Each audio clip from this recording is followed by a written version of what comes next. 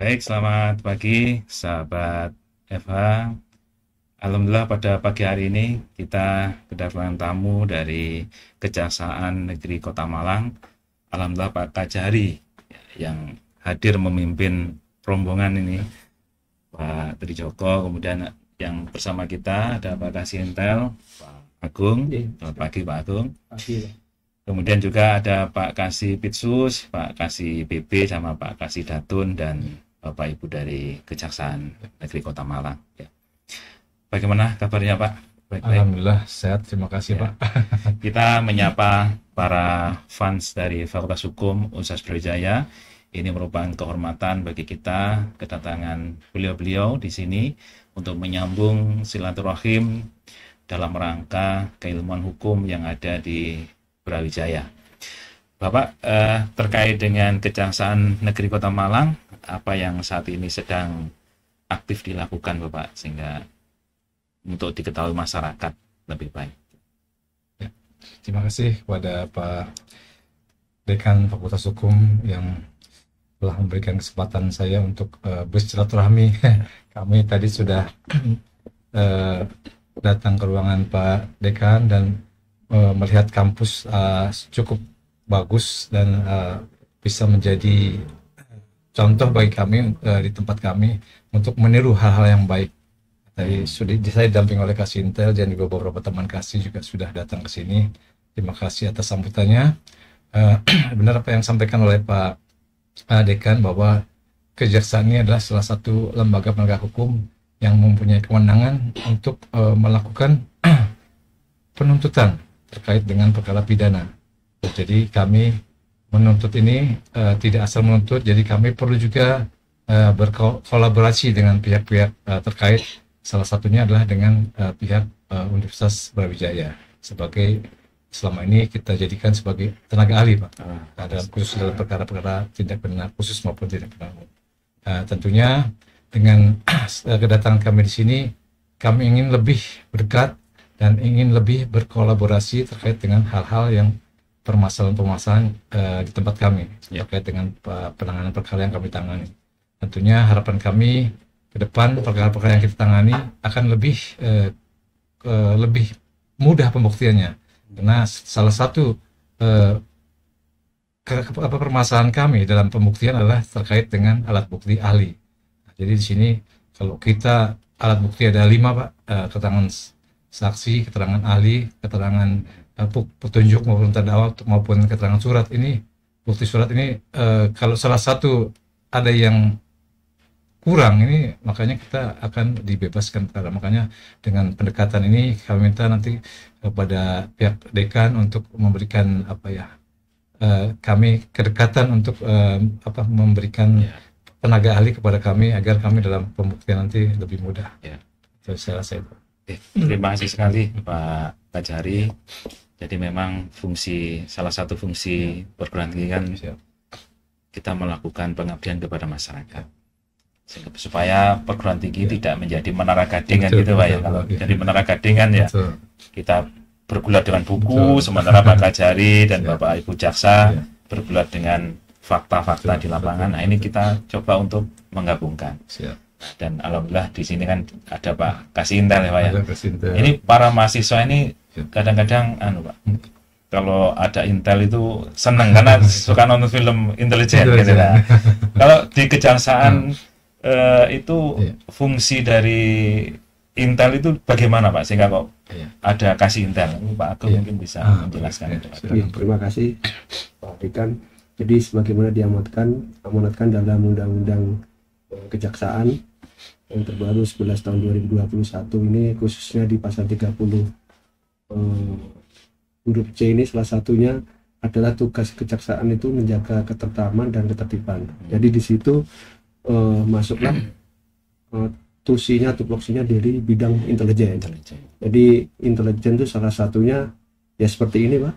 Makanya tadi Kasih menyampaikan bahwasanya seorang yang menyampaikan informasi tentang kegiatan yang disampaikan yang setelah dilaksanakan atau dikerjakan oleh kejaksaan ini disampaikan ke publik atau masyarakat itu melalui bidang intelijen. Selain tugas-tugas pokok intelijen itu adalah lead PAMGAL, penyelidikan pengamanan dan penggalangan. Jadi salah satunya seperti ini, kita mempublikasikan setiap tingkatan pelaksanaan proses penanganan perkara kita sampaikan ke publik itu melalui bidang intelijen, baik itu dalam pidana umum maupun pidana khusus. Jadi seperti itu. Okay. Nah ini tentunya sangat bisa menjadi sinergi ya Pak Kajari ya. Kenapa? Karena kan di satu sisi dari Kejaksaan Negeri ingin juga mendekatkan kepada masyarakat, apa yang sudah dilakukan disampaikan kepada masyarakat. Ya. Nah di Fakultas Hukum kita ada podcast ini. Ya. Nanti kalau seandainya kita rutinkan begini kan cocok ini Pak ya. Tadi Pak Kacinta sering ke sini, Pak Kajari sering ke sini menyampaikan program-program karena dari sinilah ya biar memahami, tidak memandang kalau kejaksaan menakutkan gitu kan. Betul Pak. Ya boleh menakutkan kan tapi dalam konteks bahwa sebagai penegak hukum ya harus dihargai, harus disegani ya. Jangan sampai melanggar hukum kan gitu ya Pak.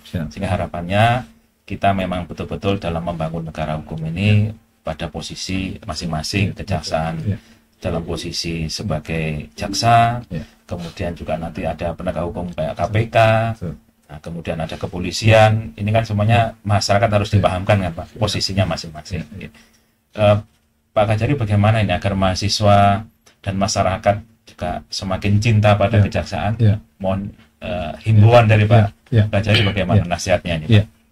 Terima kasih pada Pak Dekan. Sebagaimana kita ketahui beberapa hari yang lalu, kalau nggak salah tanggal 27 Januari kemarin ya, itu ada survei nasional Pak, bahwa berdasarkan hasil survei, kejaksaan itu adalah lembaga penegak hukum yang paling dipercaya Pak, dengan persentase sebesar tingkat kepercayaan sebesar hampir 80%, jadi 79, sekian persen, hampir 80%. Dan di bawahnya kalau untuk tingkat lembaga kita nomor 3, jadi nomor 1 adalah Presiden, nomor 2 TNI, kita masuk di nomor 3. Tapi untuk lembaga penegak hukum ya kita nomor 1. Nomor 1 itu sangat luar biasa. Berarti kan masyarakat sekarang ini sudah percaya kepada kejaksaan bahwa kita ini sebagai lembaga penegak hukum yang memang melakukan tugasnya secara profesional.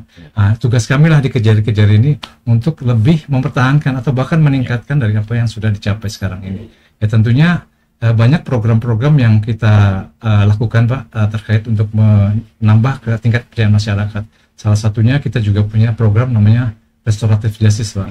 Itu penghentian penuntutan atau penyelesaian perkara di luar pengadilan, yaitu dengan cara melakukan pertemuan antara korban dan pelaku, disaksikan juga oleh tokoh masyarakat, polisi maupun pihak-pihak yang berkompeten di situ. Jadi kita tidak saja melulu hanya menghukum orang Pak, orang salah kita hukum, bukan, tapi kita mencari penyelesaian di luar pengadilan supaya ada win-win solution antara si korban dan pelaku. Tidak ada rasa dendam, mereka sama-sama minta maaf, sama-sama memaafkan. Jadi di situ perkara selesai dan kita jalin sampai mereka ini tahap selesainya tuntas gitu. Jadi jangan sampai nanti walaupun mereka sudah selesai tetap kita awasi Pak. Dia sampai memang tidak ada dendam sama sekali. Kemudian juga kita dalam bidang Intel banyak juga Pak program-program, misalkan tugas di Intel salah satunya tadi sudah disampaikan oleh Pak Kasintel adalah peningkatan kesadaran hukum masyarakat. Jadi kita juga memberikan namanya penerangan hukum ke desa-desa, ke kelurahan-kelurahan, kemudian ke tokoh masyarakat ataupun ke dinas-dinas. Kemudian juga kita ada namanya jaksa masuk sekolah JMS. Nah, kemudian juga kita ada melakukan kegiatan semacam FGD. Itu saya rasa bagian dari kami untuk meningkatkan kepercayaan masyarakat bahwa kami ini punya program-program yang tentu dengan kita sampaikan ke masyarakat mengerti gitu. Oh seperti ini hukum. Jadi ketahui hukum apa? Ketahuilah hukum. Kenali hukum lah. Jauhkan hukum gitu. Jadi kenali hukum, jauhkan hukum. Jauhkan hukumannya ya. Betul. Jadi perbuatannya yang bertentangan dengan hukum itu dijauhkan. Itu moto dari kita Pak. Kenali hukum dulu, tapi jauhi hukum. Nah, itu jauhi dihukum lah. Jauhi hukum. Tapi kenal harus kenal. Makanya orang kalau sudah kenal kan, berarti dia harus ngerti. Jadi harus dijauhi hukum itu bahaya gitu. Kadang-kadang kan ada alasan, saya nggak tahu hukumnya. Betul. Kalau itu salah kan gitu ya. Seperti itu Pak. Ya. Sama tadi Bapak menyampaikan ada RJ ya Pak, betul, dan itu bisa ada kolaborasi dengan masyarakat. Kalau nggak salah di Kota Malang sudah ada beberapa titik RJ yang diletakkan di masyarakat, tidak hanya di kejaksaan ya Pak. Jadi kebetulan di tempat kami Pak selama ini sudah ada sekitar 6 atau 7 lokasi Pak. Ada di kelurahan, di kecamatan maupun di beberapa tempat. Sekolah Di sekolah ada ya. Sekolah, Di sekolah juga SKM 2. SMK 2. Sekitar ada 7. Dan kemarin untuk tahun 2024 kita ini termasuk sebagai Kejari yang paling tinggi Pak. Untuk tingkat RJ nomor 2 ya gitu ya. penyelesaian Perkara nomor 2. Penyelesaian perkara melalui RJ. pendekatan RJ. Jadi kita nomor 2 dengan kita mendapatkan sekitar 22 kasus Pak yang kita hentikan dari target dari target 10. Nah, itu kita melebihi target 100% 100% lebih. Dan alhamdulillah pimpinan melihat kita sudah sudah bagus, makanya kita dikasihkan reward bahwa kita sebagai Kejari yang cukup Humanis tinggi, ini. humanis ya. Humanis ya. Seperti itu. Betul Pak. Nah, tadi Pak sampaikan di kelurahan, di kecamatan, Sekolah. di sekolah, nah, tinggal di kampus. Iya. Insya Allah, pokoknya Kami siap ini Pak. siap. Insya Allah kalau memang nanti saya lapor pimpinan, nanti akan kami realisasikan untuk kerjasama dengan pihak Brawijaya. Mudah-mudahan bisa terrealisasi dan bisa memberikan pembelajaran bagi teman-teman Fakultas Hukum di Brawijaya bahwa perkara ini tidak hanya pidana, tapi bisa melakukan pendekatan atau penyelesaian perkara dengan restoratif justice atau pemulihan kembali seperti keadaan semula. Mudah-mudahan ini bisa terrealisasi Pak Dekan. Itu yang kami biasa pelajari dengan keadilan yang substantif gitu Pak ya. Tidak hanya pembalasan, tidak hanya penghukuman, tapi mengembalikan supaya nanti para pihak tidak ada dendam. Kemudian kerugian yang diderita bisa kembali kan. Iya, betul Pak. Kan juga ada beberapa kriterianya ya Pak Jamindal ya. Apa aja yang bisa masuk ke sana, kan nggak semua tidak semua ada persyaratannya. ada persyaratan. Iya betul Pak. Pak Kasintal ada mau tambahan terkait dengan mahasiswa ini agar semangat nanti bisa menjadi jaksa-jaksa Indonesia yang tangguh seperti bapak-bapak yang ada di sini. Tambahannya untuk para mahasiswa ya, rajinlah belajar, tekun untuk belajar, karena itu tadi Pak, banyak sekali suatu peristiwa yang terjadi di masyarakat itu sebenarnya bersentuhan dengan hukum, dan bahkan banyak suatu peristiwa yang menurut norma masyarakat itu bertentangan dengan hukum, ternyata setelah kita implementasi dalam pelaksanaannya ternyata itu tidak ada aturan yang mengatur seperti itu. Contoh kan banyak dulu waktu zaman Raffi Ahmad mengkonsumsi metilmetolon, ternyata ketika di proses tidak ada aturan yang mengatur bahwasanya mengkonsumsi metilmetolon itu adalah melanggar undang-undang narkotika seperti itu. Sama mungkin sekedar tambahan satu Pak, ini dari hasil Rakernas Kejaksaan Agung kemarin, salah satu untuk meningkatkan citra kepada kejaksaan, salah satunya kan dalam penanganan tindak pidana korupsi itu pimpinan selain kita itu melakukan tindakan, kita juga harus melakukan tindakan seperti mengobati orang Pak. Jadi ada suatu peristiwa korupsi ke depan itu bagaimana peristiwa korupsi itu tidak terulang kembali. Kita menemukan contoh semisal korupsi di pendidikan seperti ini, ke depan supaya tidak terulang lagi, kita memberikan motivasi atau saran ke dinas pendidikan supaya ke depan hal-hal yang berpotensi merugikan keuangan negara, korupsi itu tidak terulang kembali. Intinya kita tidak hanya luka itu menyelesaikan, tapi juga mengobati di situ Pak. Mungkin itu saja. Oke, baik, terima kasih. Dan aspek pendidikan ini kan sangat luas ya, kami juga ingin terus berkolaborasi. Karena di kejaksaan kan lengkap ya, ada pitsusnya terkait tipikor, ada bidungnya, pidana umum juga, bahkan juga ada tunnya kan kita pelajari ya. Dan itu sama dengan bidang ilmu di sini.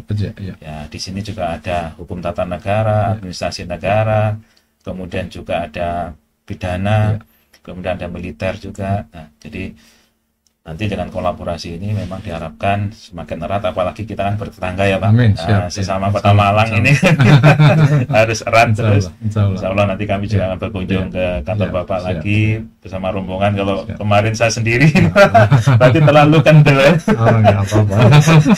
Longgarnya. Jadi kami harus bersama rombongan lah insya Allah ke Kejaksaan Negeri Kota Malang. Oke. Terima kasih. Demikian sahabat FH dan masyarakat luas di Republik Indonesia, bincang-bincang santai kami atas kunjungan Pak Kejari Kota Malang dan Bapak-bapak kasih intel di Kejari Kota Malang. Semoga ini menjadi manfaat dan menjadi berkah bersama. Mahasiswa juga lebih senang untuk lebih cinta kepada kejaksaan.